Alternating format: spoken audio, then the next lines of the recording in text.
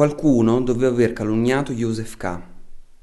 perché una mattina fu arrestato, senza che avesse fatto niente di male.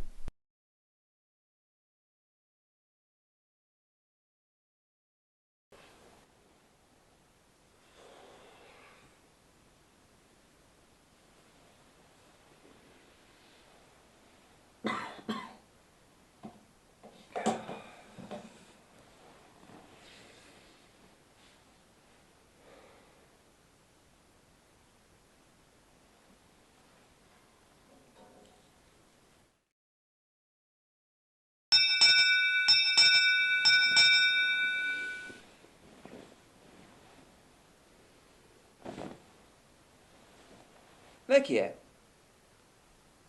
Ha suonato? La signora Grubach? La colazione? Vuole che la signora Gruber gli porti la colazione.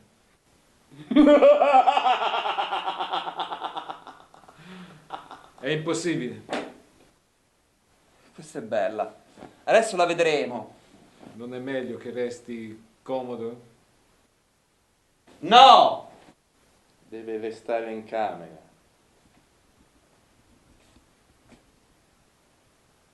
Lei è in arresto. E perché mai? Non è compito nostro dirglielo. Resti qui e aspetti.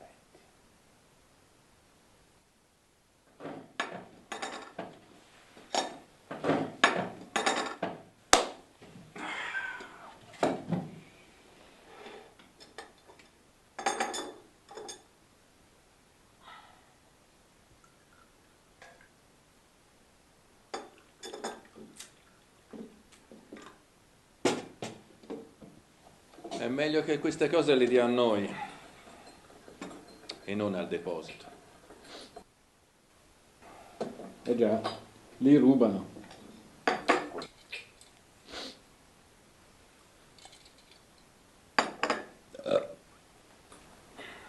E poi, dopo un po' di tempo, vendono le cose. Senza curarsi se i processi sono finiti oppure no. E quanto durano questi processi? Specialmente in questi tempi.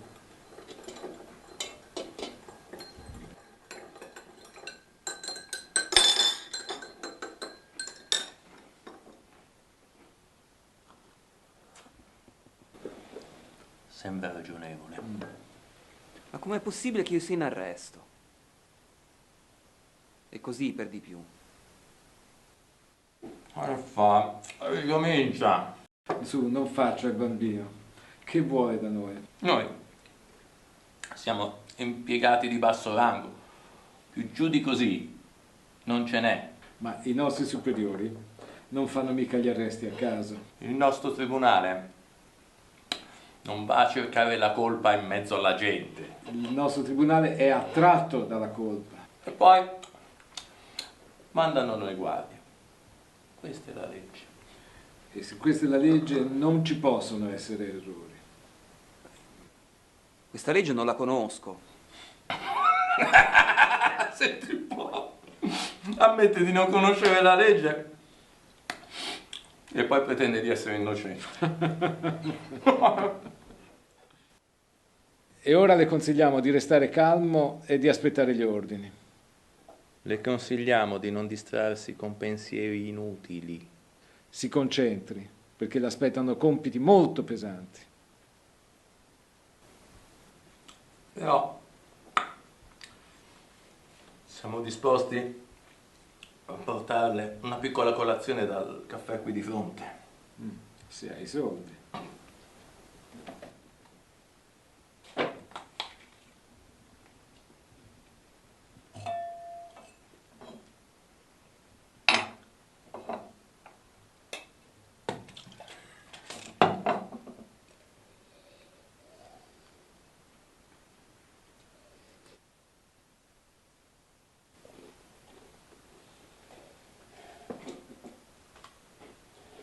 La chiama l'ispettore.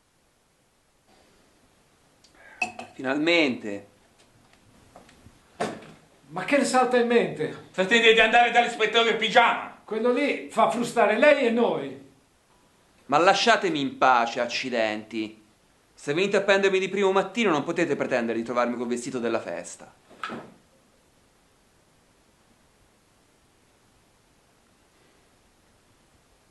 E poi non è ancora l'udienza principale.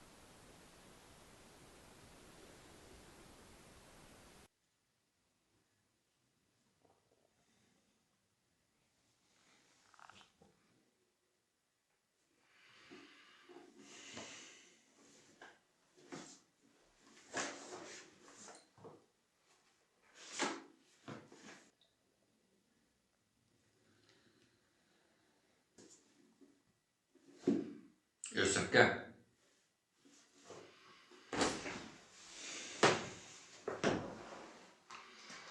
Quello che le sta succedendo stamattina la sorprende molto?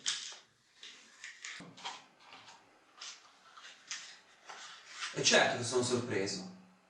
E mi sorprende sì.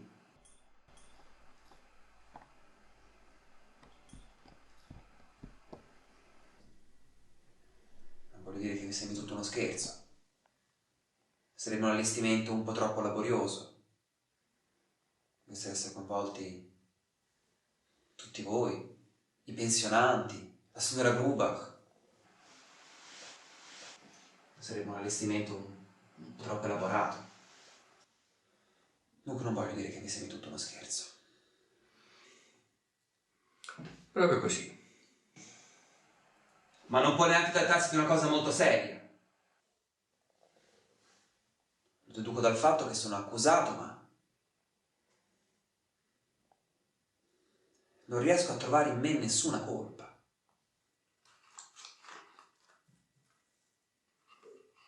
Ma lasciamo perdere queste cose. Piuttosto dica un po' chi è che mi accusa? E chi è che vi manda? Chi siete? Siete funzionari pubblici?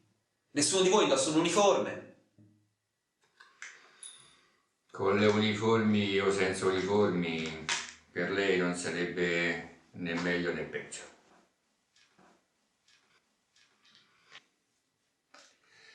Questi signori che l'hanno arrestato e io stesso siamo personaggi assolutamente secondari. Non sappiamo quasi niente della faccenda. Lei è in arresto, questo sì. Però non so neanche dire se è accusato, perché non lo so se è accusato. Insomma, sta proprio sbagliando tutto. Pensi di meno a noi, pensi di più a se stesso. E non faccia tanto chiasso con questa storia dell'innocenza. Lei nel complesso non fa mica una cattiva impressione. Questo chiasso gli è solo di danno. E poi parli di meno. Quello che ha detto avremmo potuto ricavarlo anche dal suo modo di comportarsi.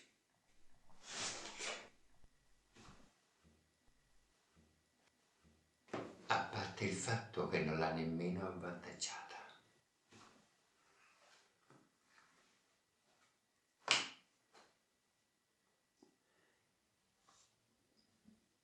Senta un po'. Il procuratore Astner è un mio buon amico. Posso fargli una telefonata?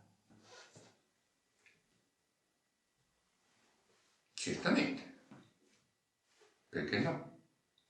Anche se non capisco che senso abbia. Senso. Lei mi viene a parlare di senso che fa la cosa più insensata del mondo. Che senso avrebbe telefonare a un procuratore quando sono arrestato? Vabbè, come vuole. Non telefonerò. Prego, prego. Telefoni pure. No, non si preoccupi. Non ne ho più voglia.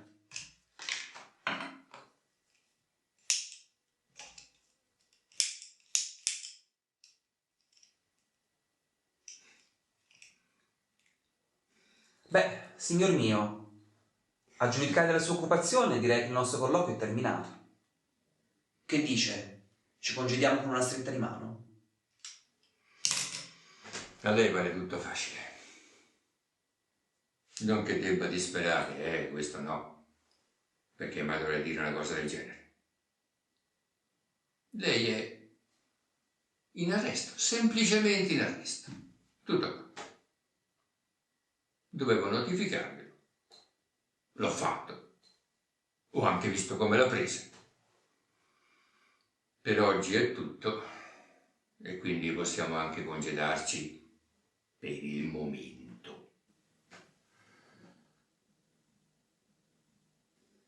Adesso vorrà andare al suo lavoro, in banca.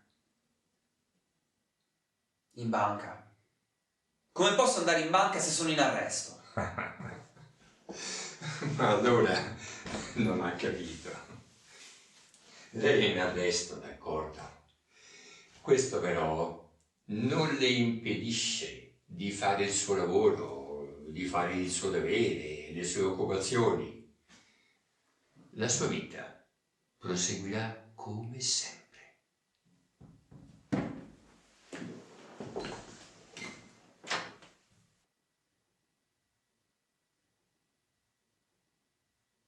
Ma allora forse l'arresto non è tanto grave. Non ho mai detto il contrario. Ma allora forse neanche la notifica dell'arresto era tanto necessaria. Era mio dovere. Un dovere un po' stupido.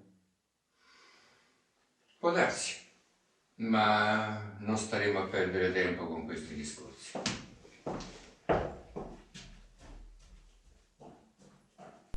Durante il giorno, in tutte le pause del lavoro, gli era parso che gli avvenimenti della mattina avessero sconvolto la pensione della signora Grubach e che proprio lui dovesse ristabilire l'ordine. Una volta fatto, tutte le tracce sarebbero scomparse e tutto sarebbe tornato come prima.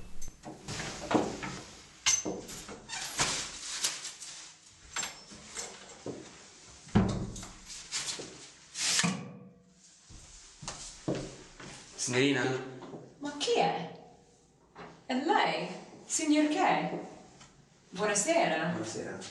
Posso scambiare qualche parola con lei, per favore? Adesso, proprio adesso. Ma è notte in fondo e casco da sonno. Sì, mi rendo conto, ma è dalle 9 che aspetto. Beh, ero a teatro. A lei non pensavo proprio. La ragione per cui le volevo parlare è una cosa che è successa stamattina. Ci vorranno pochi minuti, l'assicuro. Va bene. Venga in camera mia. Facciamo una cosa svelta. Va bene.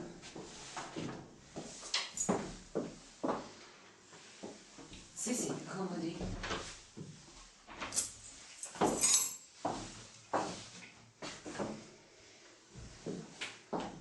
Allora, signor Kay, di che si tratta?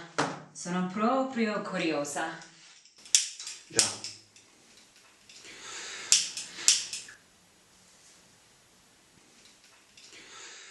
Stamattina la sua stanza si è vista un po' in disordine. Sono stati degli estranei. È successo contro la mia volontà e tuttavia, per colpa mia, volevo chiederle scusa. Questa stanza, la mia stanza. Sì.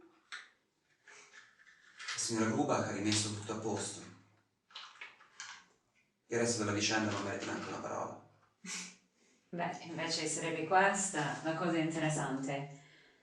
Ma non voglio essere invadente. Già.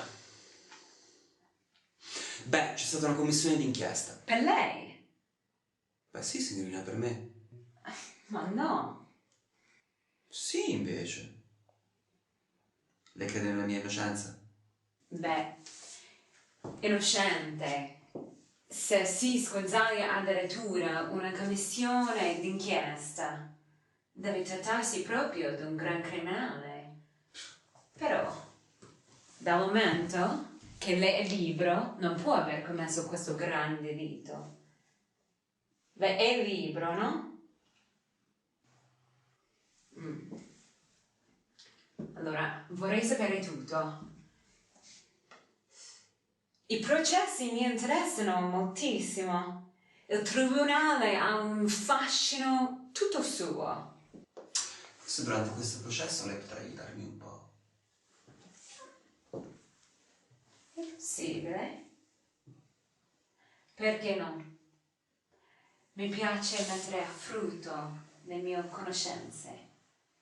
Però dovrei sapere di che si tratta. È questo il guaio, non lo so neanche io. Allora mi ha preso in giro. Ma no, signorina, niente affatto.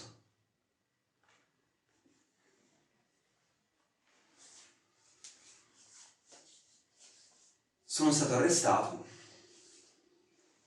però da una commissione. La signora Grubach, la nostra affittacamere, dice che è roba da intellettuali, non ci capisce niente. Ma non pensa neanche che sia suo dovere capirci qualcosa.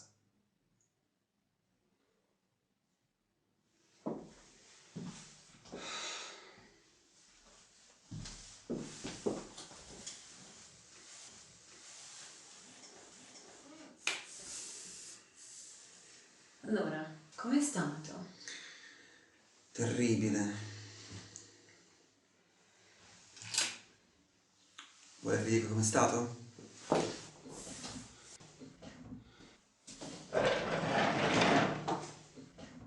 Bisogna essere precisi sulla collocazione dei personaggi. È molto interessante. Allora, qui c'è l'ispettore e fuori aspettano due guardie. Dimenticavo il personaggio principale, che sono io. Io sono qui, sono davanti al tavolino. E l'ispettore se ne sta spaparanzato, con i peli sul letto. Tra parentesi, sul letto c'era della biancheria intima. Ma insomma, non importa, l'ispettore se ne sta qua, spaparanzato, con i piedi sul letto, un villano da non dire. E poi l'ispettore comincia a parlare. E a un certo punto comincia ad urlare. E urla quasi come se volesse svegliarmi. Quasi urla: Josef K!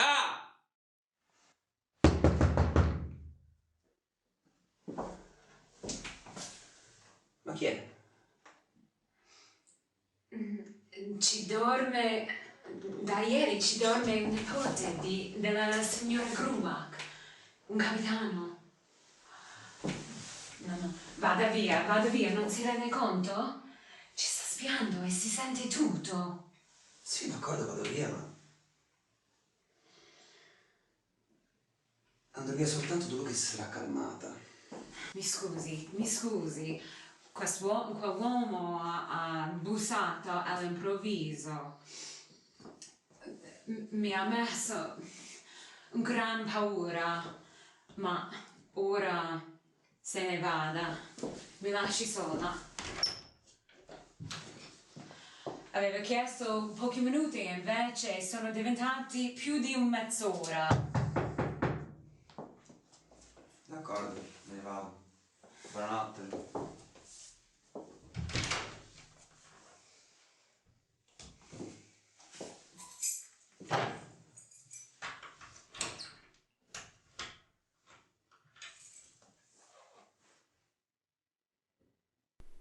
Gli era stato detto al telefono che una seduta sul suo caso avrebbe avuto luogo la domenica seguente. Era stata scelta la domenica per non disturbarlo sul lavoro. Era interesse di tutti che l'inchiesta fosse accurata. Così, la domenica seguente, K si recò nella strada di periferia che gli era stata indicata. Era una zona fuori mano, molto povera. K non c'era stato mai. Cercò per tutta un'ora la sala delle udienze, nell'androne ingombro e ai vari piani.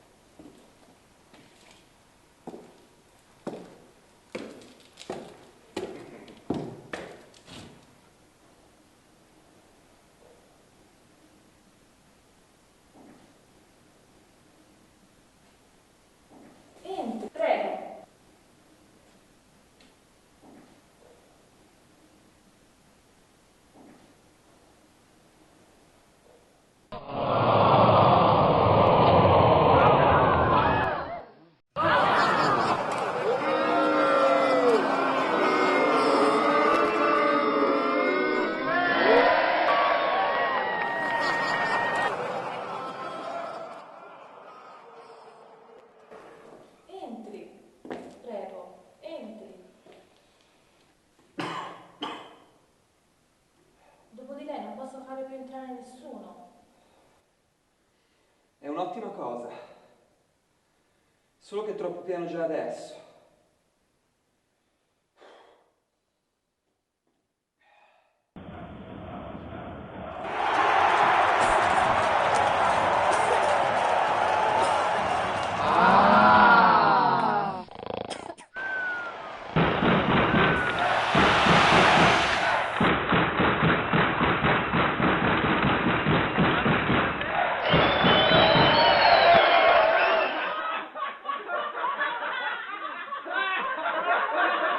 Sarebbe dovuto essere qui già 1 ora e 5 minuti fa. Sarebbe dovuto essere qui già 1 ora e 5 minuti fa. Sarò anche arrivato in ritardo, però adesso sono qui. Bravo! Ma io non sono più tenuto a interrogarla. Per oggi voglio fare un'eccezione, ma che questo ritardo non si ripeta.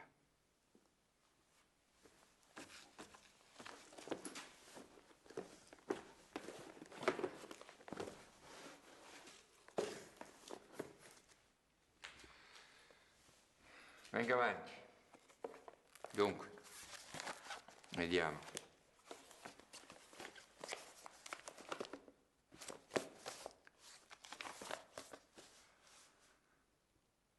Lei è in bianchino?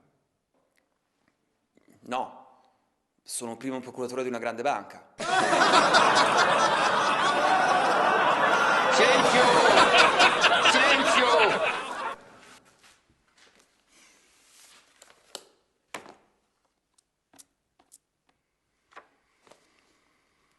La sua domanda, signor giudice istruttore, è dimostrativa di tutto il modo di procedere contro di me. Lei mi obietterà che non è affatto un procedimento. E ha ragione. Perché questo è un procedimento soltanto finché io lo riconosco come un procedimento. Ma per adesso voglio riconoscerlo. Perché mi fate compassione.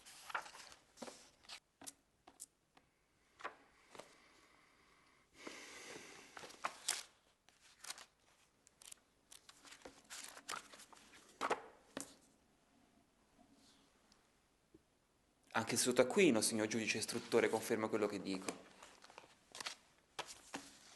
Quello che mi è successo è significativo di una cosa di cui molti sono vittime. Io sono qui a rappresentare i molti, non per me.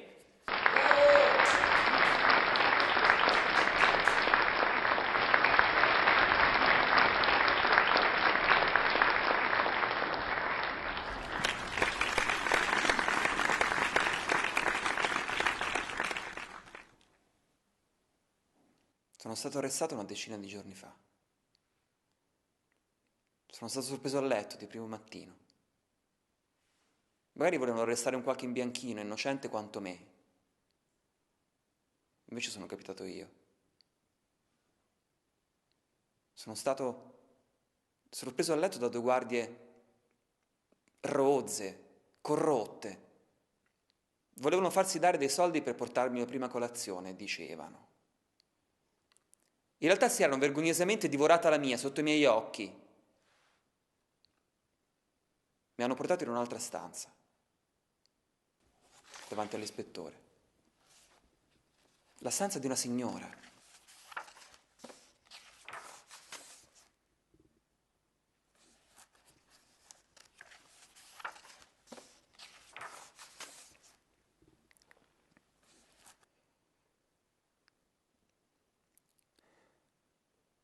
Avevo chiesto all'ispettore perché mi avesse arrestato. E cosa ha risposto l'ispettore, signori miei? Non ha risposto un bel nulla. Forse non sapeva niente davvero. Mi aveva arrestato e a lui bastava.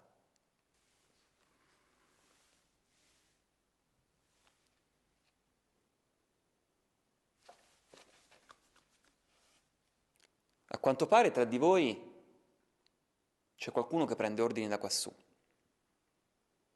Non c'è dubbio. Dietro questo tribunale c'è tutta una grande organizzazione, magari con tanto di boia. E qual è il senso, signori miei? Il senso è fare processi fasulli. processare gli innocenti.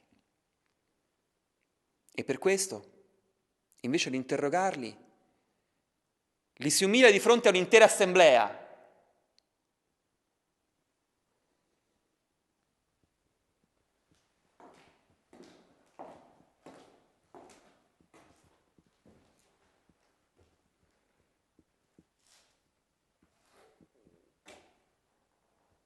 Ma allora siete voi, la banda marcia che ho attaccato. Mi avete teso una trappola. Beh, allora auguri. Tanti auguri a voi e a questa vostra bella impresa.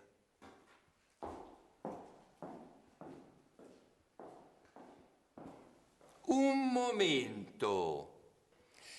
Voglio solo farle notare che oggi ha rinunciato al vantaggio di un interrogatorio, cosa molto strana per un imputato. Farabutti, tenete tutti i vostri interrogatori.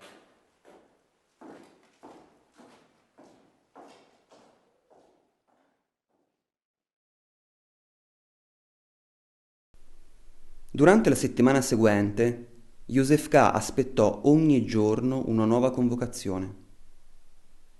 Non poteva credere che avessero preso alla lettera il suo rifiuto di essere interrogato.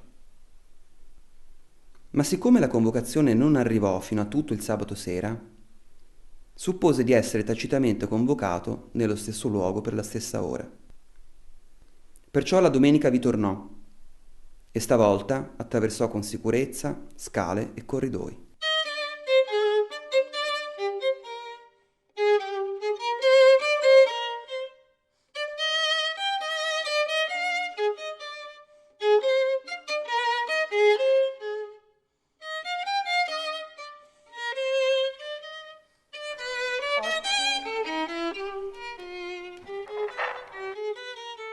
Oggi non c'è udienza.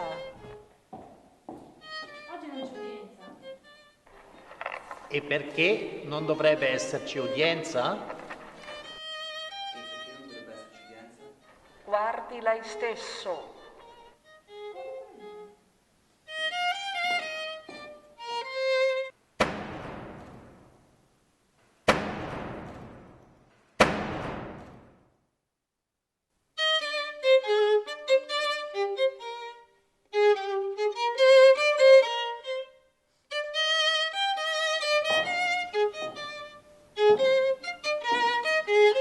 Sì.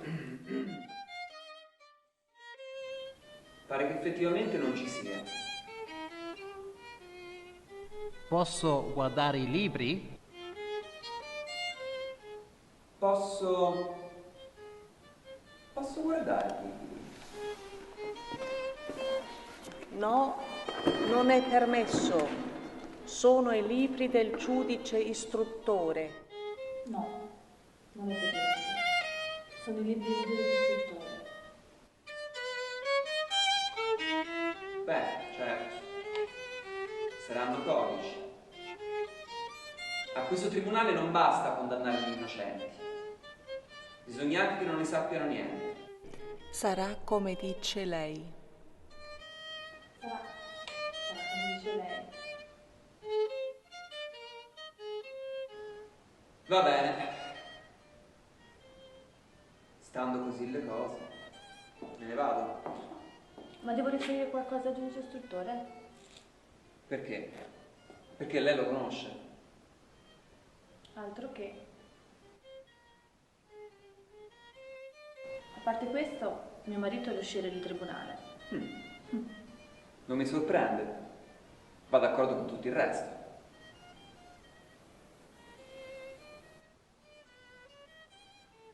Non vuole mica cambiare le cose. L'avevo capito io dal suo discorso, che personalmente mi è piaciuto molto, anche se ne ho inteso soltanto una parte. All'inizio me lo sono perso. Ma credi che riuscirà a cambiare le cose? Beh, veramente non spetta a me fare dei cambiamenti qua dentro. Tuttavia, sono imputato e quindi sono costretto a intervenire in mio favore. Se così facendo posso essere utile anche a lei, tanto meglio. Anche perché credo che anche lei mi potrebbe essere utile. In che modo? Beh, per esempio, facendomi leggere i libri del giudice istruttore.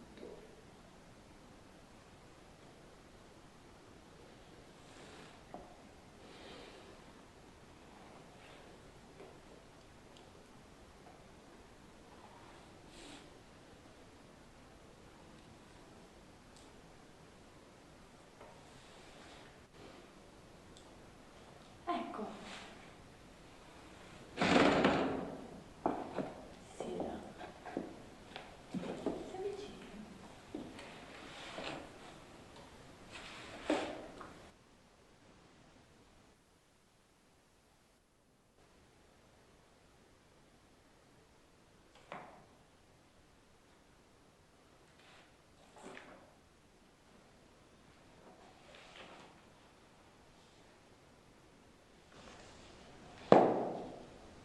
E così questi sarebbero i codici che si usano in questo tribunale. Questi sarebbero i miei giudici. Aiuterò volentieri. Lei ha dei begli occhi scuri. Anch'io li ho belli. Me lo dicono spesso. Li ho notati subito la prima volta quando è entrata in sala. Anzi, sono entrata proprio per questo. Di solito non entro mai. Mi è quasi proibito.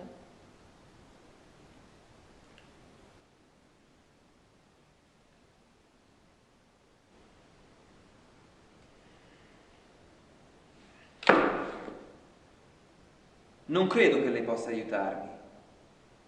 Dovrebbe conoscere i giudici superiori. Ma sono certo che lei conosce soltanto quelli inferiori, che girano in massa da queste parti. Continui pure con loro in questo modo. Mi sembra che non ne possa fare a meno. Mi dispiace dirle così. In fondo anche lei mi è simpatica.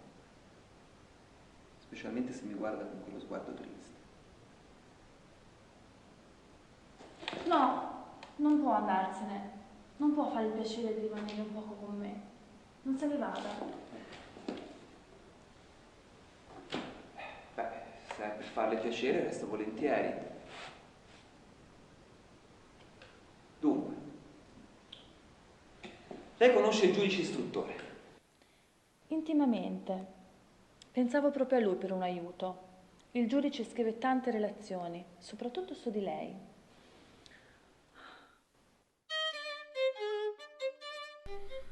Ormai sono passati diversi mesi. Una sera, all'improvviso, andò via la luce e io gli portai la candela.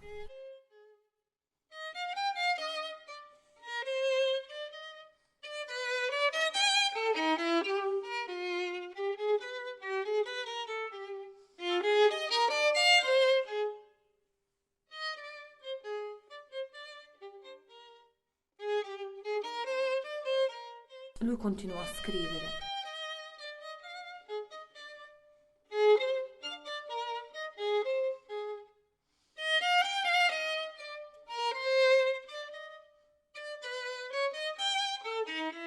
Poi arrivò mio marito e ci dimenticammo del giudice. Andammo a letto.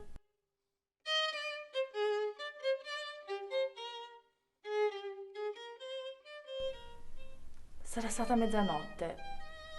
Improvvisamente mi svegliai e accanto lo vidi accanto al letto. Mi guardava con la candela. Improvvisamente mi spaventai. Stavo per gridare, ma poi non dissi nulla.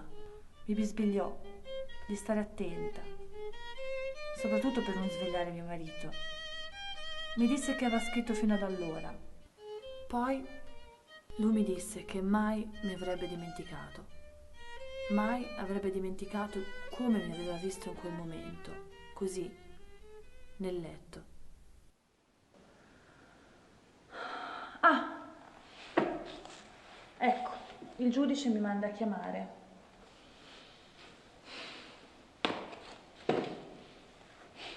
L'avrei aiutata volentieri, proprio volentieri. E avrei fatto di tutto per lei, proprio tutto. Le avrei fatto di fare tutto a volontà.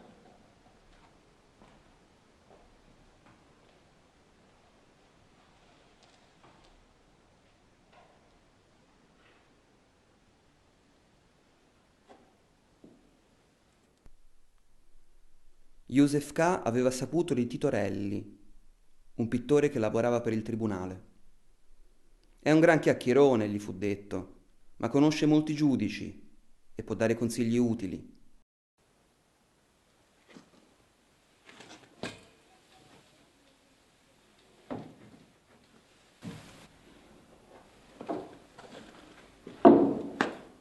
Lei è innocente?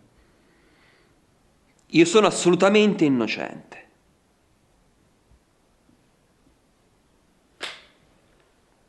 Ma la mia innocenza non semplifica le cose. Il tribunale si ingarbuglia in tante sottigliezze. E alla fine, dove non c'era niente, tira fuori una qualche grossa colpa.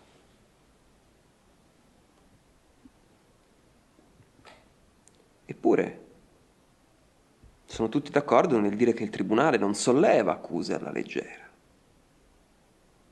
E che una volta sollevata l'accusa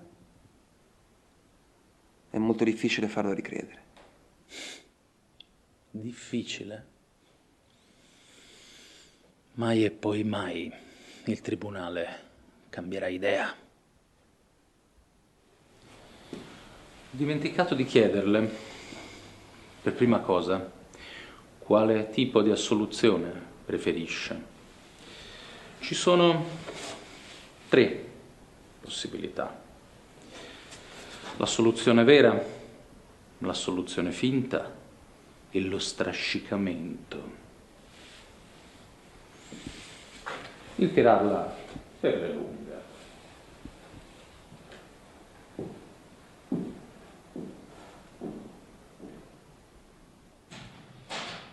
La soluzione vera è ovviamente la cosa migliore. Io però non ho il minimo influsso su questo tipo di soluzione. Secondo me non c'è assolutamente nessuno che abbia influsso sulla soluzione vera. Naturalmente nella legge c'è scritto che gli innocenti vengono assolti. Intendiamoci, io la legge non l'ho letta. E comunque non ho mai visto una soluzione piena e vera. Dunque nessuna assoluzione vera. Al posto di tutto il tribunale basterebbe un boia solo. Le sentenze del tribunale non vengono rese pubbliche, non vi hanno accesso nemmeno i giudici. Perciò su antichi casi giudiziari restano le leggende. Queste parlano di assoluzioni vere, addirittura nella maggior parte dei casi. Ci si può credere, però mancano le prove.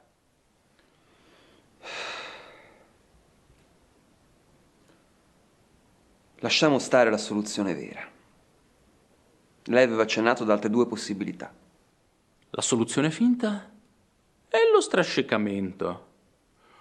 Cominciamo dalla soluzione finta. Lei è libero, ma solo in apparenza, anzi, per meglio dire, solo temporaneamente.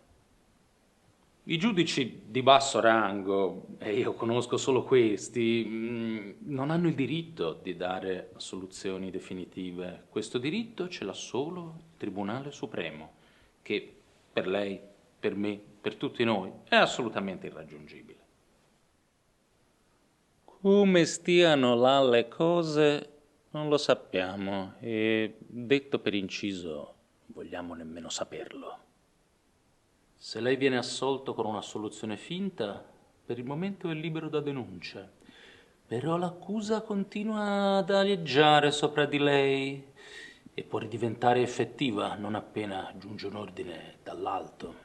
Nel caso di una soluzione vera, gli atti processuali vengono totalmente distrutti, scompaiono completamente dal procedimento, vengono distrutti non soltanto la denuncia, non soltanto la soluzione, ma anche il processo, tutto. Diversamente stanno le cose nel caso di una soluzione finta. L'incartamento non è cambiato, si sono solo aggiunti 3 fogli: riconoscimento di innocenza, assoluzione e relativa motivazione. Ma per il resto l'incartamento resta operativo, viene inoltrato ai piani superiori, poi torna ai tribunali inferiori.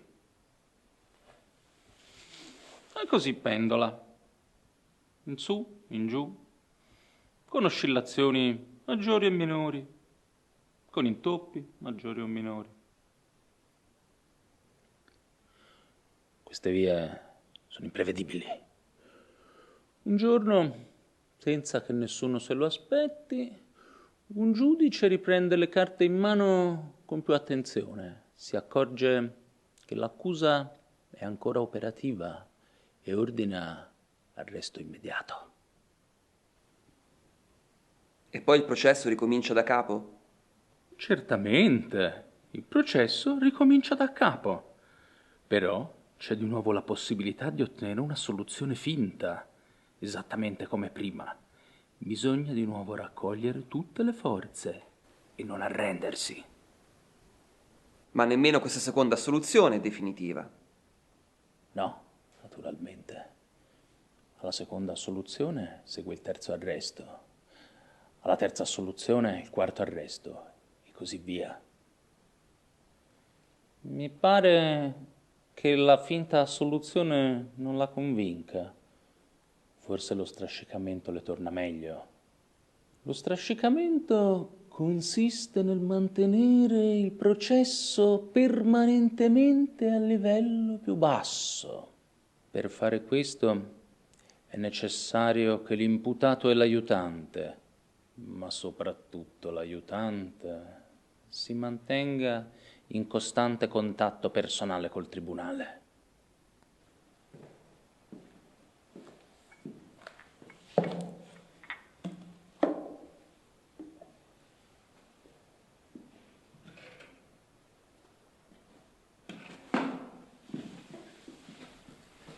Non bisogna mai perdere di vista il processo.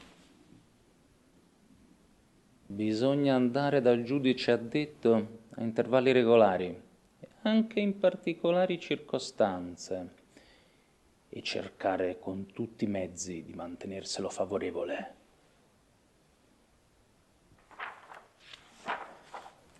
Se non si trascura niente del genere, si può ritenere con sufficiente certezza che il processo non supererà il primo livello. Il processo non finisce, ma l'accusato è al sicuro da una condanna quasi come se fosse libero.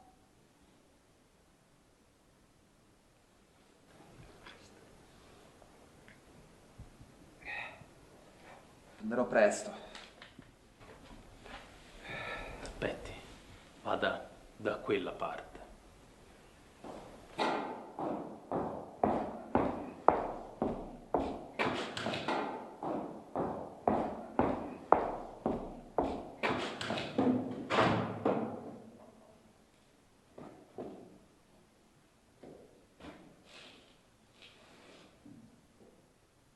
Beh, di che si meraviglia?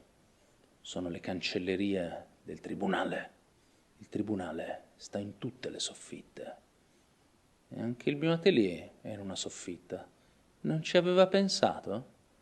Siamo tutti del tribunale.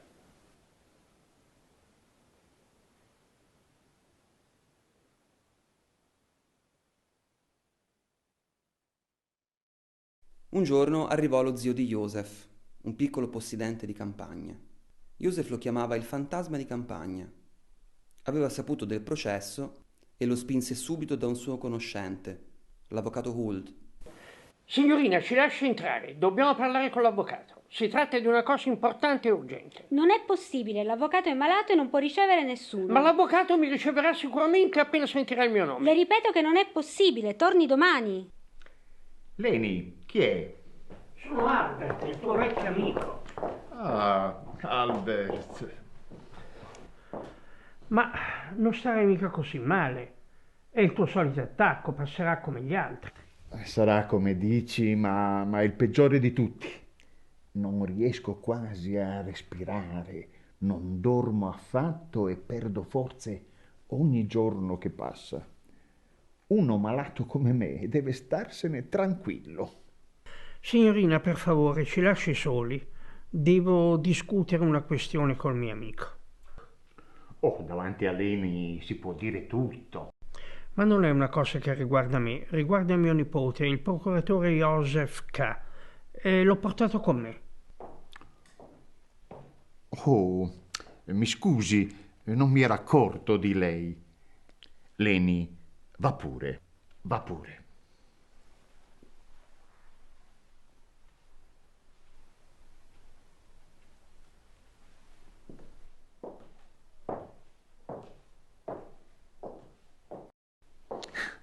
Allora, non eri venuto a fare la visita a un ammalato, eh? Anche. Vieni per lavoro. Per quanto riguarda tuo nipote, mi riterrei molto fortunato se le mie modeste forze si rivelassero all'altezza del compito, che è molto, molto difficile. La sua causa mi interessa moltissimo. Ma scusi, lei è al corrente della mia causa? Beh, sono avvocato, si frequentano gli ambienti giudiziari, si discute dei vari processi e di quelli più notevoli si fa memoria, in particolare se è un processo che riguarda il nipote di un amico. Quindi lei frequenta quegli ambienti? A dire il vero, da quando sono così mal ridotto io mi muovo molto meno, ma molti amici del tribunale vengono a farmi visita e spesso si viene a sapere qualcosa, spesso assai di più di quanto viene a sapere passando l'intera giornata gente sana come un pesce che soggiorna in tribunale. Oggi, per esempio, abbiamo in visita il direttore generale delle cancellerie del tribunale. Signor Presidente, s'accomodi, prenda posto tra noi.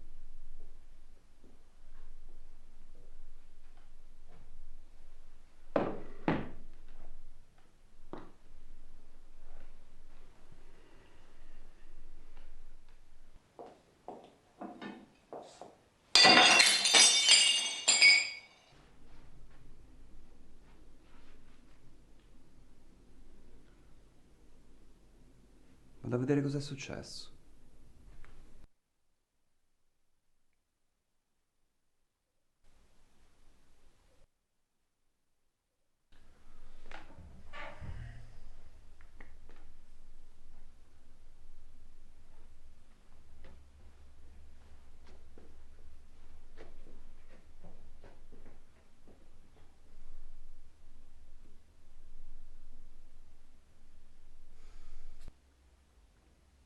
Leni si dà da fare. Cosa vuoi dire? Già, te ne sarai accorto, no? È una specialità di Leni. Io gliel'avrei già perdonato e non starei a parlarne ora, ma hai visto tuo nipote? Te ne sei accorto, no?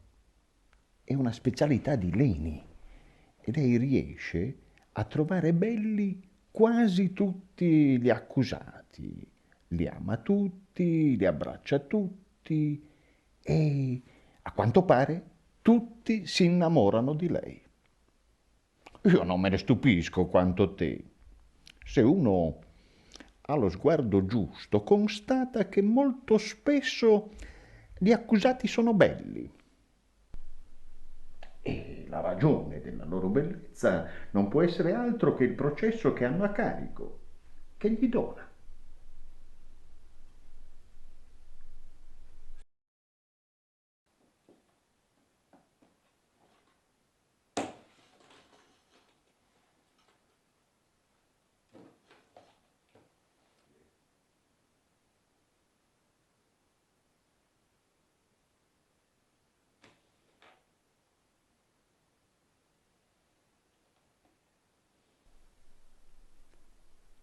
L'avvocato non gli aveva chiesto quasi niente. E di domande da fare ce n'erano tante. Fare domande era la cosa principale. E quelle necessarie avrebbe dovuto farle K stesso. Ma l'avvocato, invece di chiedere, si metteva a raccontare. Oppure se ne stava a sedere, muto, di fronte a lui. Si chinava un po' in avanti, probabilmente perché ci sentiva male, e fissava il tappeto. Ripeteva di aver cominciato subito a lavorare e già quasi terminato il primo memoriale, molto importante, perché la prima impressione che si fa determina spesso l'andamento di tutto il processo. Purtroppo a volte succedeva che i memoriali il tribunale non li leggesse affatto, li metteva semplicemente agli atti.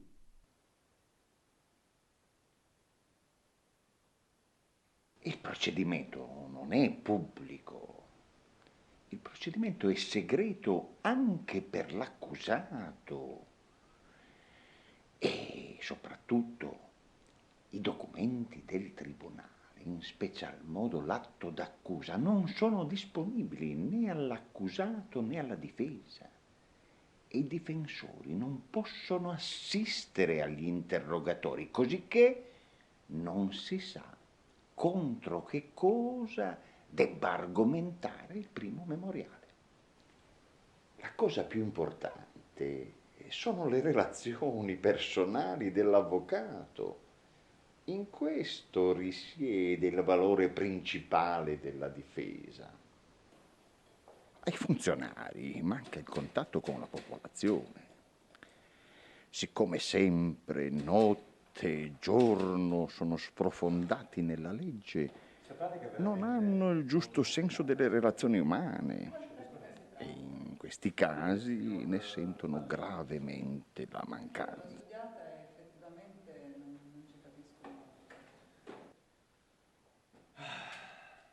Andiamo a sentire l'avvocato Curto. Allora vengono dagli avvocati a cercare consiglio e dietro di loro un usciere porta gli atti solitamente tenuti sotto chiave, segreti. I funzionari vengono spontaneamente, di buon grado, danno informazioni chiare o quantomeno facili da interpretare. In alcuni casi si lasciano addirittura convincere. Accettano volentieri il punto di vista altrui. Ma proprio sotto quest'ultimo aspetto non ci si può fidare troppo. Magari esprimono con decisione il loro nuovo proposito, favorevole alla difesa, poi però vanno difilato in cancelleria e per il giorno seguente preparano una decisione esattamente opposta, addirittura molto più sfavorevole all'accusato di quella che era la loro prima intenzione. Eppure avevano assicurato di averla completamente abbandonata. A volte succede che il processo prenda una piega, per cui all'avvocato non è più consentito neppure intervenire. Accusato, processo, tutto viene sottratto all'avvocato. L'avvocato non può neanche più vedere l'accusato. In questo caso nemmeno i migliori contatti con i funzionari servono più a niente, perché nemmeno loro sanno più niente. Il processo è entrato allora in uno stadio in cui non si può più dare alcun aiuto. Lo amministrano corti irraggiungibili.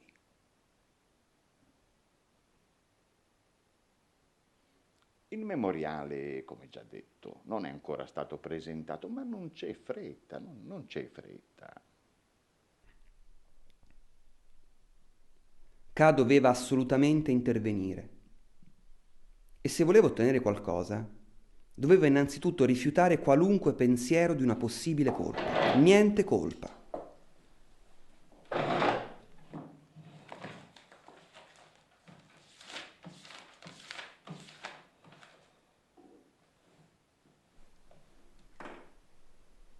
La difficoltà del memoriale era spaventosa, ma il memoriale andava scritto. Un lavoro quasi infinito.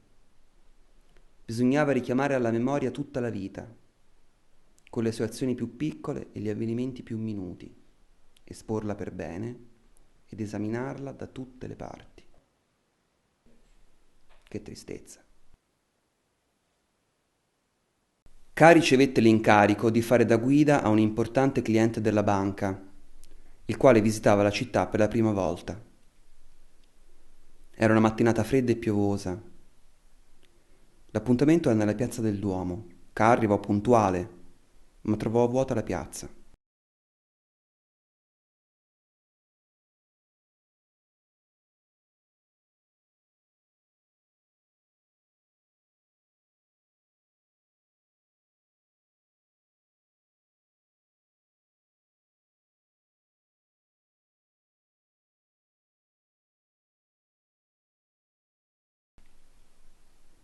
Fece un giro tutto intorno, ma il cliente non era da nessuna parte.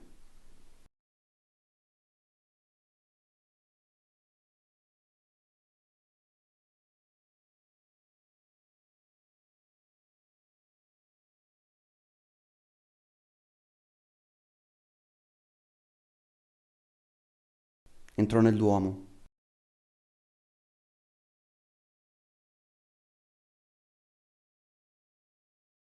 Era vuoto. Si sedette in un banco e sfogliò l'album che aveva portato con sé.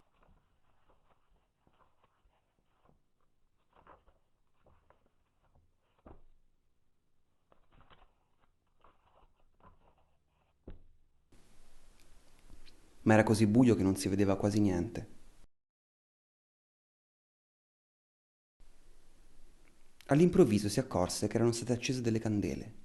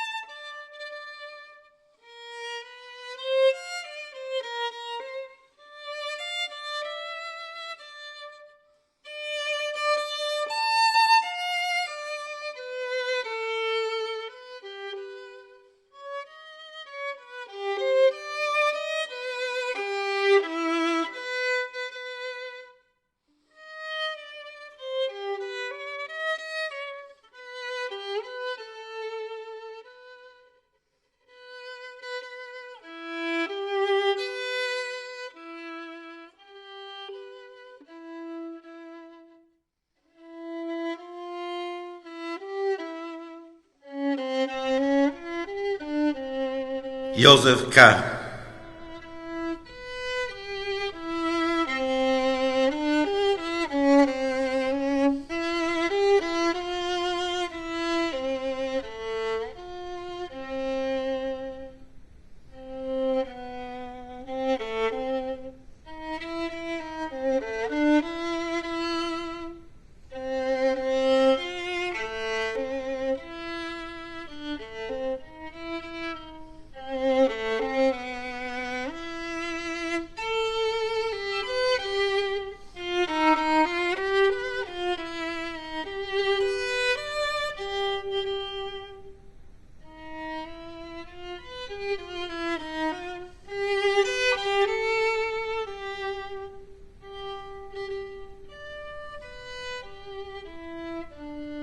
Tu sei Joseph K. Sì. Sei sotto processo. Me l'hanno detto.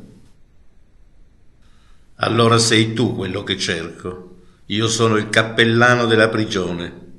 Ti ho fatto venire qui per parlarti. Non mi risulta. Sono venuto qui per fare da guida a un cliente. Non perdiamoci in bazzecole. Che cos'hai in mano? Un libro di preghiere?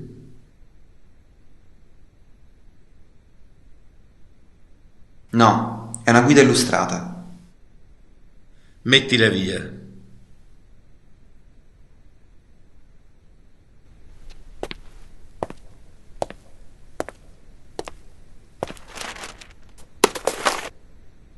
Sai che il tuo processo si mette male?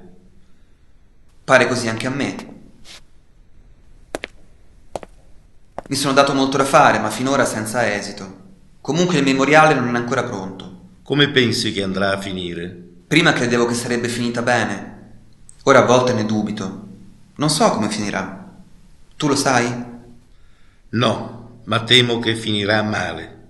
Ti ritengono colpevole. Forse il tuo processo non passerà nemmeno il primo grado. Ritengono che la tua colpa sia provata, almeno per ora. Ma io non sono colpevole, è un errore. Com'è possibile che un uomo sia colpevole? E qui siamo tutti esseri umani, tutti. Giusto, ma così parlano solo i colpevoli. Il giudizio non arriva tutto assieme. Il processo trapassa a poco in sentenza.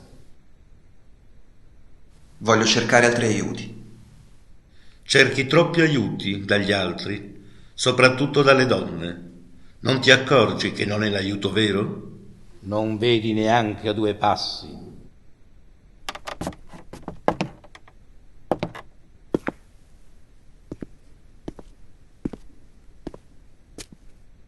Sul tribunale sbagli. Nelle introduzioni alla legge si parla di questo inganno.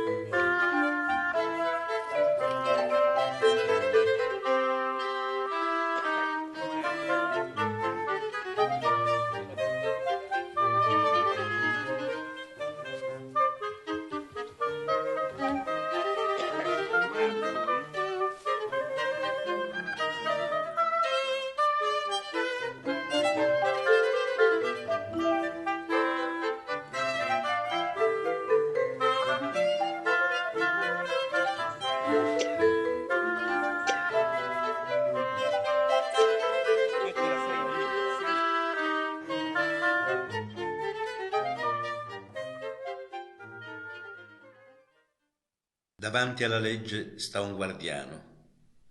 Da questo guardiano arriva un uomo di campagna e chiede di entrare nella legge.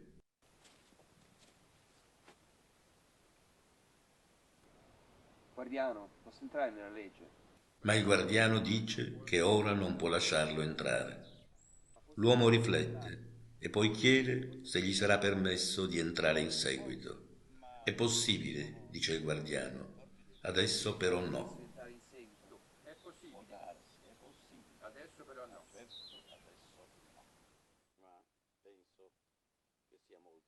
Poiché la porta della legge è aperta come sempre, l'uomo si china per guardare verso l'interno.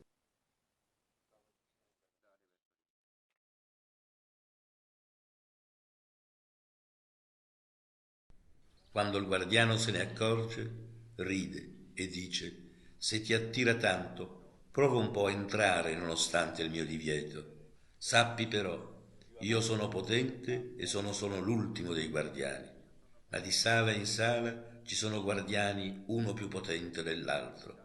Già la vista del terzo non la sostengo più nemmeno io. L'uomo di campagna non s'aspettava queste difficoltà. La legge dovrebbe essere accessibile a tutti e sempre, pensa. Ma ora, osservando meglio il guardiano nella sua pelliccia, col suo grande naso a punta, la lunga, sottile, nera barba tartara, decide di aspettare fino a quando riceverà il permesso di entrare. Il guardiano gli dà uno sgabello e lascia che si segga a un lato della porta. Lì resta seduto giorni e anni. Fa molti tentativi di essere ammesso e stanca il guardiano con le sue preghiere. Ma sul serio non posso entrare? È la porta della legge, dovrebbe essere aperta a tutti. Perché non posso entrare? Le disposizioni sono quelle che sono. Il guardiano gli fa spesso dei piccoli interrogatori, gli chiede del suo paese e di molte altre cose, ma sono domande indifferenti, come le fanno i gran signori, e alla fine gli ripete sempre che non può ancora lasciarlo entrare. Qualsiasi cosa tu sia e abbia fatto. L'uomo, che per il suo viaggio si è equipaggiato con molte cose, le usa tutte, anche le più preziose, per corrompere il guardiano. Questi accetta tutto, però dicendo sempre: accetto solo perché tu non creda d'aver tralasciato qualcosa. Ma l'ordine per entrare ancora non c'è. Durante i lunghi anni l'uomo osserva il guardiano quasi ininterrottamente.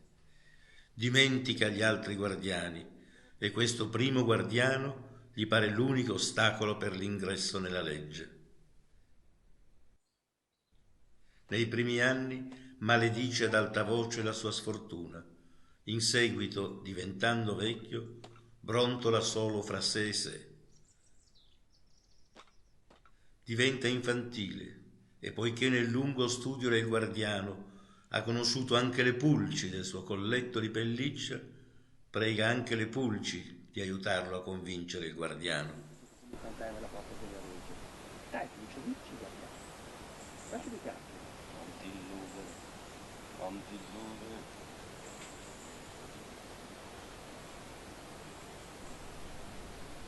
Alla fine la vista gli cala e non sa più bene se intorno a lui si fa effettivamente più buio o se sono soltanto gli occhi a ingannarlo. Però nel buio ora riconosce un chiarore che è inestinguibile e rompe dalla porta della legge. Ora non ha più molto da vivere. Prima della morte tutte le esperienze di tutto quel tempo si raccolgono nella sua testa in una domanda che fino a quel momento non ha ancora posto al guardiano. Gli fa un cenno, poiché non riesce più a raddrizzare il suo corpo irrigidito. Il guardiano è costretto a chinarsi profondamente fino a lui, perché la differenza di statura è molto cambiata a svantaggio dell'uomo. Che cos'altro vuoi ancora sapere adesso? Chiede il guardiano. Sei proprio insaziabile. Tutti aspirano alla legge, dice l'uomo. Allora come mai in tutti questi anni nessuno oltre me ha chiesto di entrare? Il guardiano capisce che l'uomo è alla fine e per raggiungere il suo evanescente udito gli grida: qui non poteva entrare nessun altro, perché questo ingresso era destinato solo a te. E ora lo chiudo.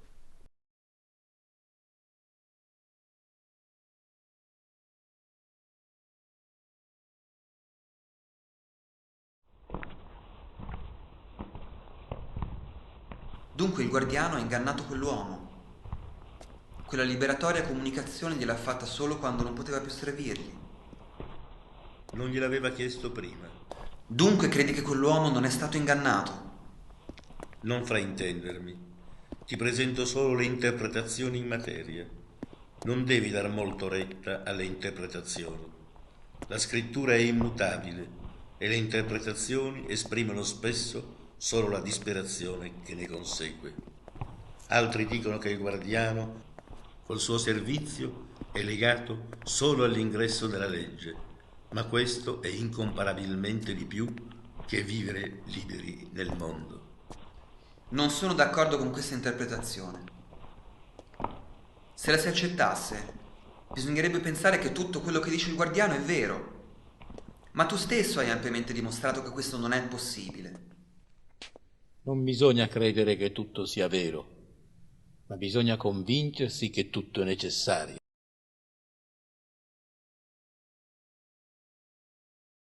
È un'ipotesi deprimente. Così la menzogna diventa il criterio dell'universo.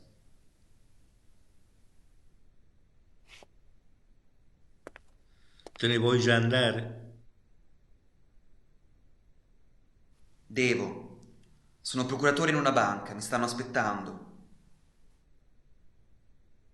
Beh, allora va.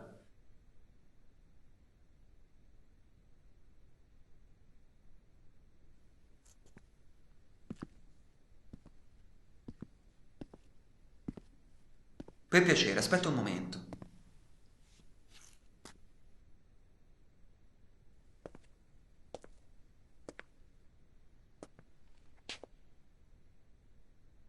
Non vuoi altro da me? Tu sei il cappellano della prigione. E dunque faccio parte del tribunale. Perché dovrei volere qualcosa da te? Il tribunale non vuole niente da te. Ti accetta se vieni, ti lascia andare se vai.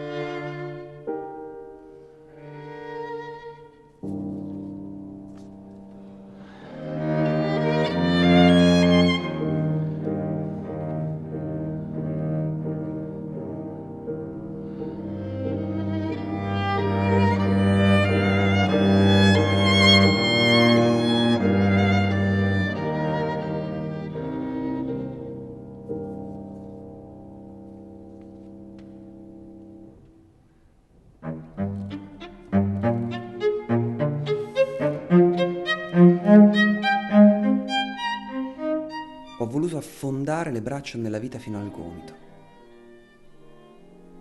E spesso neanche per scopi lodevoli. Allora era questa la mia colpa. È per questo che mi hanno condannato.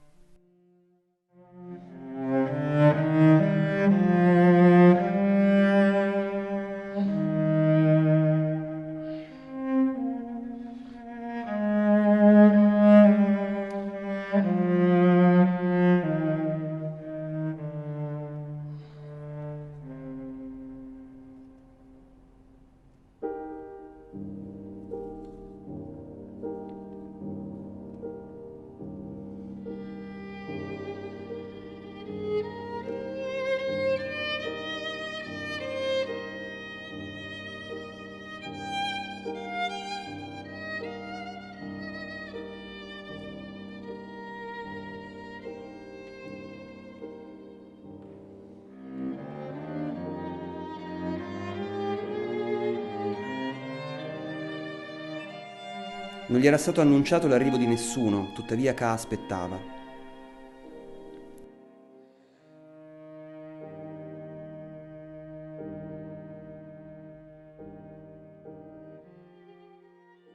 Quelli che comparvero parevano due guitti di periferia.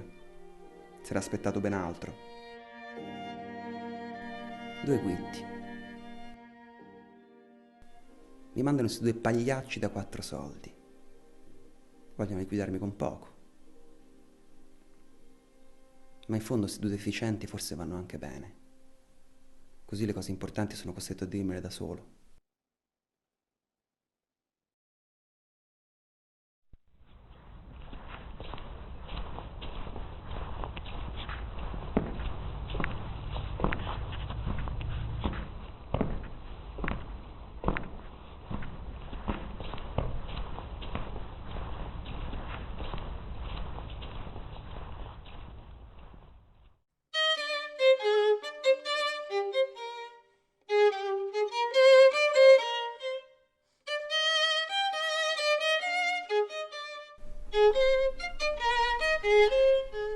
Chi è passato?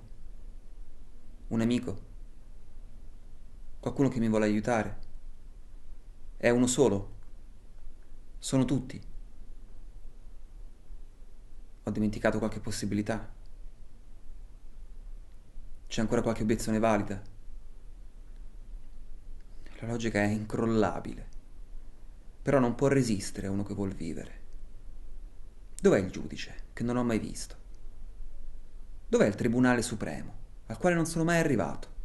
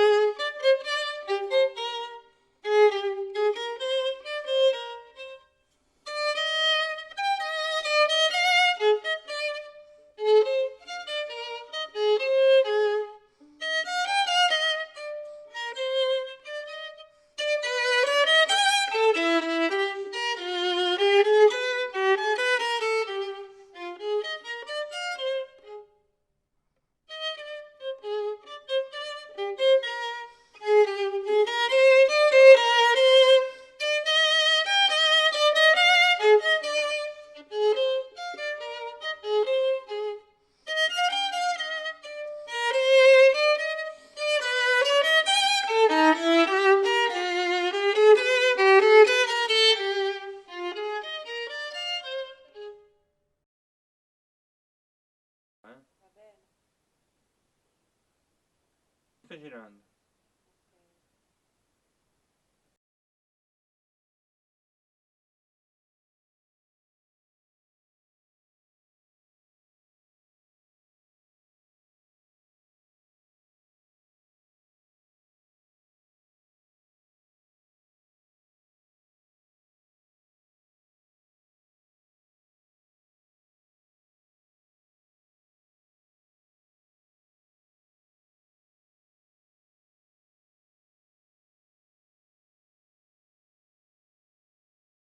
Mm-hmm.